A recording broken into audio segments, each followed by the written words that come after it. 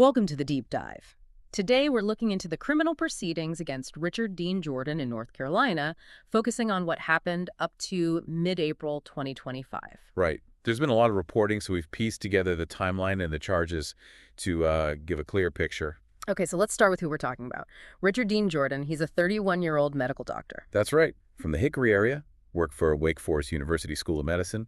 He'd actually just finished his pathology residency. And just got his medical license, too, so pretty new in his career. Exactly. Which makes the timeline here pretty stark. It really kicked off with his arrest on April 4th, 2025. That was in Alexander County. Yes. The sheriff there reported 4 felony counts initially. Second-degree sexual exploitation of a minor. And the report said that was related to downloading child pornography. That was the initial report, yes. But things move fast. Yeah, seems like it. Because just a few days later, maybe April 7th or 8th, there was another charge. Felony secret peeping, also in Alexander County. Okay, so already escalating. And the professional fallout was immediate, wasn't it? Extremely fast.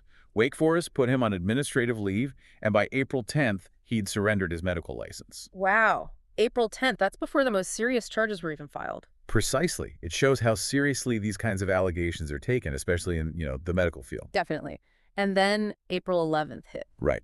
That's when Alexander County filed, well, even graver charges: first-degree sexual exploitation of a minor and indecent liberties with a minor. And the arrest warrants mentioned a very young victim, didn't they? Disturbingly, yes. Reports indicated a 2-year-old alleged victim was mentioned in those warrants. So that's a huge shift, right? From possessing material to allegations involving direct interaction or creation. It's a critical difference legally. First-degree exploitation often implies creating or facilitating abuse, much more severe than second-degree, which can relate to possession. Yeah. And indecent liberties points towards inappropriate physical acts. Okay. And it didn't stop there, because then Iredell County got involved. Correct. By April 16th, news broke about charges in Iredell County. 7 counts of felony secret peeping.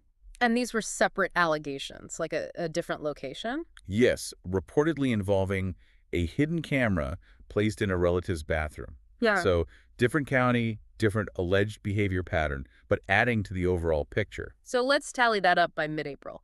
We've got 4 counts of second-degree exploitation, 1 count of first-degree exploitation, 1 count of indecent liberties. All from Alexander County. Right, plus the 1 secret peeping count there, and then 7 more secret peeping counts from Iredell. So 8 counts of secret peeping total across 2 counties. It paints a picture of, multiple types of alleged offenses across different locations. And these are all felonies we're talking about. Every single one. In North Carolina, the classifications matter a lot for sentencing. Second-degree exploitation is Class E, indecent liberties is Class F, felony secret peeping is often Class I. But the first-degree exploitation... That's a Class C felony. Significantly more serious, carrying potentially much longer prison time, depending on prior record, of course. And beyond prison time, there's the registration aspect, too. Absolutely. Convictions for the exploitation charges and indecent liberties generally require mandatory sex offender registration. Even felony secret peeping can trigger it under certain circumstances. That has lifelong consequences. Okay, so legally, what happened next? Court appearances. He had his first appearance on April 14th, and future dates were set in both counties. And the bond was set quite high, wasn't it? Yes, a total secured bond of $595,000 across all the charges. Reports mid-April indicated he was still in custody. And the authorities mentioned the investigation wasn't over. They did. They explicitly stated it was ongoing, leaving the door open for, potentially more developments or charges. So to wrap up, an initial arrest tied to digital material, then a rapid escalation to charges alleging direct harm to a child, plus separate secret peeping allegations in another county.